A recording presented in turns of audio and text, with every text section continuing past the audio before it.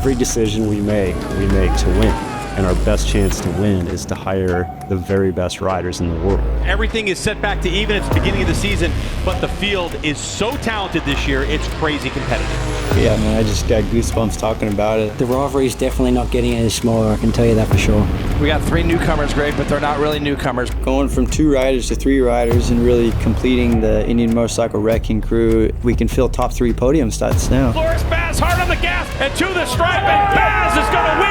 I think that's what made me love racing, that little thing, little twist between India and Arab.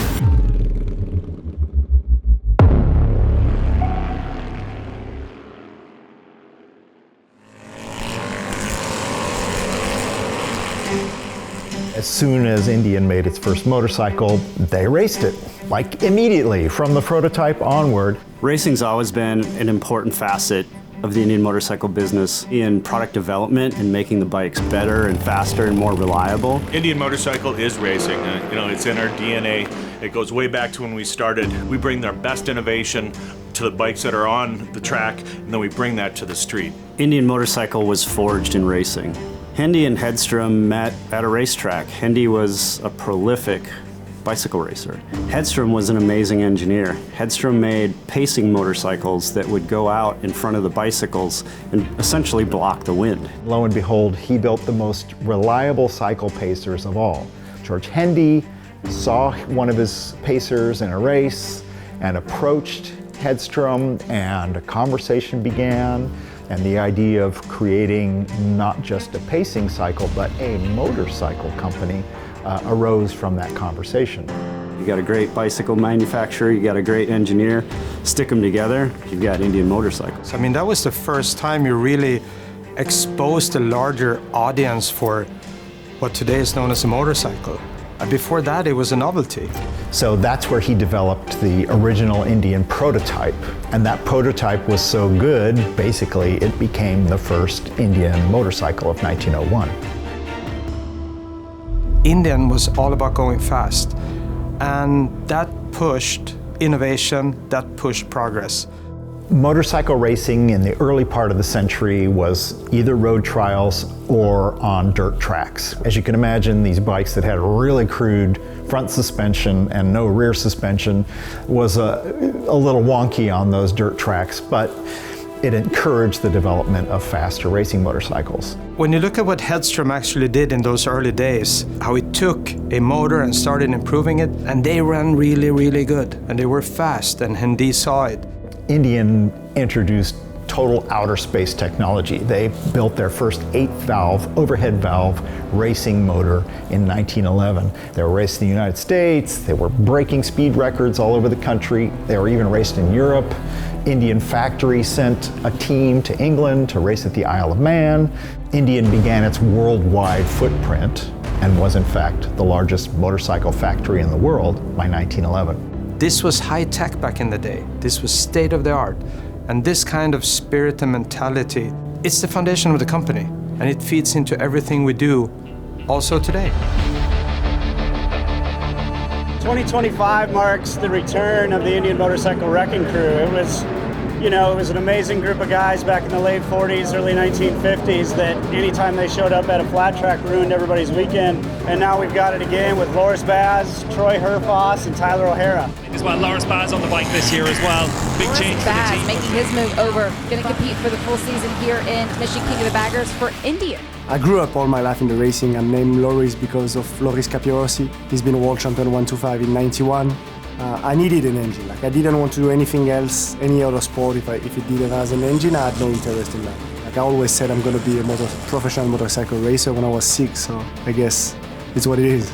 You know, now for me, having a third teammate, Loris Baz and Troy Herfoss, we're just all on the same page and we all have the same vision, and that's for Indian Motorcycle to continue winning championships as a team and continue this winning legacy. But to have the opportunity to be and form a new wrecking crew in the King of the Baggers is pretty exciting. I think we've got a really good dynamic. Tyler's a bit of an OG. We've got Loris Baz, who's proved to be an amazing rider wherever he rides, and I've got the #1 plate going to 2025. I think we've got a really good opportunity to work as a team and not just win, but win together and dominate. That's the plan. In the late 1940s and early 1950s, flat track was absolutely huge. And the first Indian motorcycle wrecking crew of Ernie Beckman, Bobby Hill, and Bill Tuman did exactly that. They ruined people's weekends all over the United States. They won the last 3 championships for the brand in flat track. Indian labeled their racing team the Wrecking Crew because they were cleaning up in racing. You know, ironically, the factory was going through all kinds of changes, you know, and trying to develop a lightweight modular motorcycle engine and really thinking towards the future. But their racing team, you know, they had decades, you know, 50 years of know-how. So yes, they threw money, tuning expertise, parts, everything behind this crew, and they were incredibly successful. Indian had every right at that point to call their team the Wrecking Crew because they were clearing out. Last year the bar was raised really high, and it looks like the bar's been raised again this season. Yeah, 2025, man, back at Daytona, a new beginning, a new chapter. Just happy to be here, enjoying it, embracing it, and, you know, ready to fight. Last year, again, with all the excitement of my first race weekend and doing well, there's expectation now. I've got a number 1 plate. The team know what I'm capable of. There's more competitive bikes in the grid this year, and as we all know, HD want to win as much as we want to win. It feels great. I mean, I always dreamed racing here, you know, since I'm a kid. I heard about that place and that track and the history of this race. And Daytona is it. This is where everything started. Daytona Beach, Florida it's the epicenter of racing. The early days of Indian motorcycle, Ed Kretz, 1937 on an Indian Sports Scout, won the very first Daytona 200, right here on the sand. And you think about a guy like Ed Kretz, you know, racing Indians. He was 5'8", I think, 180 pounds, and he was just solid muscle, and nobody could beat this guy. For me, Ed Kretz has a very significant position in the history of motorcycling. And for me, that's what becomes really close to my heart, because he also took that racing motorcycle onto the street. He and all the other guys in his club. That's when kind of these two paths really start to cross.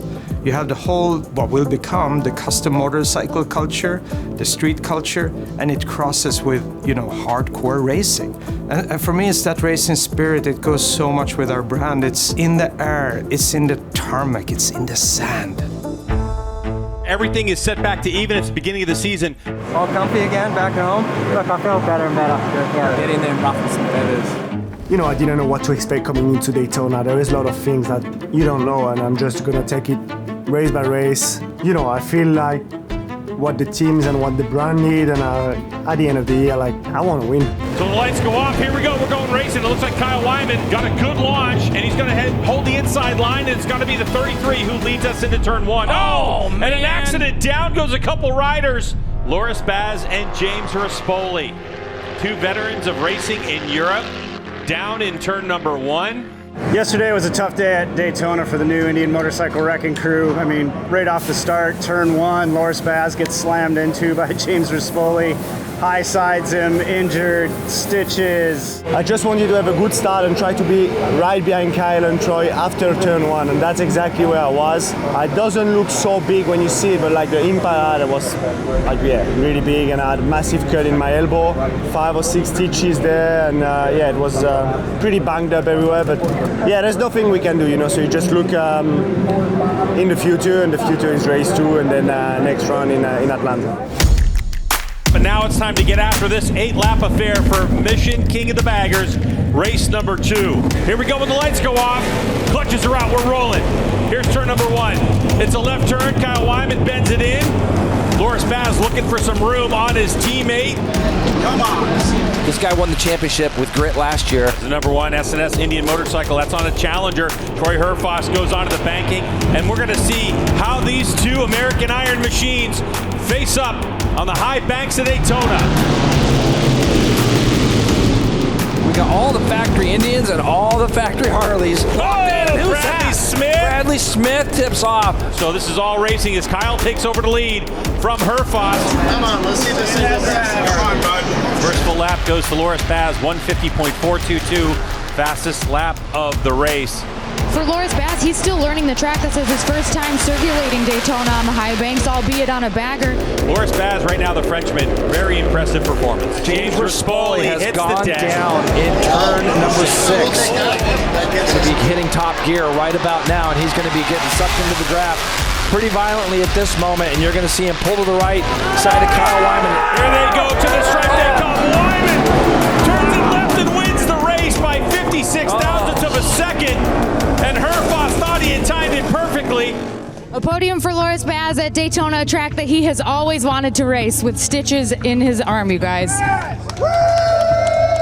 I did a lot of races in my life with broken bones and injured, but this morning was just like pure torture riding the bike. A third place after what happened yesterday, it's a really good. Now I have some time to rest. Race day 2 in Daytona went a lot better than race day 1. The team executed the way they're supposed to execute. The riders executed the way they should. We led a lot of laps. We traded a lot of leads. Came down to the draft and the finish at Daytona like it always does. We came up just a little bit short. But honestly, overall, coming in 2nd, 3rd, and 4th, we got to take what we learned today versus day 1 and take that into Atlanta and do even better. We are back here at Michelin Raceway Road, Atlanta, for Mission King of the Baggers. Having a history at this track of winning is always good for everyone's confidence.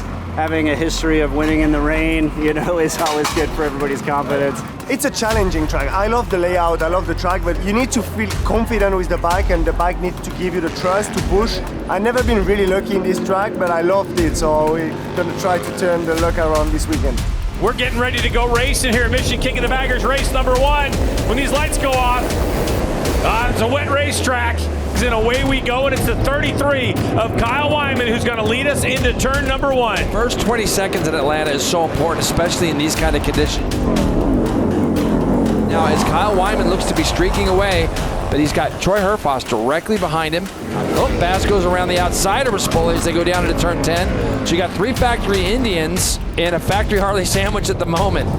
So this is the classic iron battle of American manufacturers here in this big twin category. Kyle Wyman has a long look over his shoulder, but here comes Loris Baz. Baz ran a good sector 1. So Loris Baz in the draft of the Harley-Davidson looks like he's going to make a move, but it's the Fast King on rain tires who's going to hold it wide open. Down into turn 10 they go, and Baz went around the outside to capture the lead.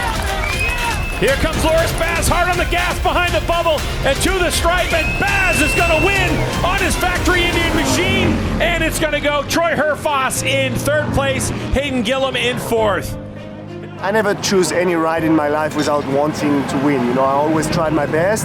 I trained for that, and so yeah, that's why I was really disappointed after the race 1 in at Daytona, because that was a big points away.